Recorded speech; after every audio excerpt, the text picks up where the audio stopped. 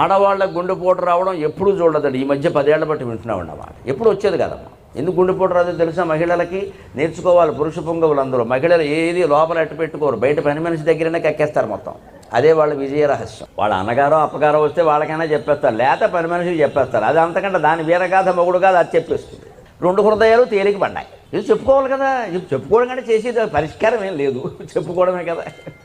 లోపల ఎట్టు పెట్టుకున్నాం అనుకో గుండెపోటు వస్తుంది.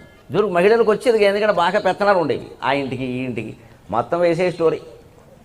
చివరికి 3 గంటల స్టోరీ అయిపోయాక ఏం చేస్తావమ్మా, కర్మ అనుభవించక తప్పదు కదా, అంతే. కానీ దానివల్ల వాళ్ళ ఆరోగ్యాలు బాగున్నాయి. అయిపోయింది ఆ గొడవ.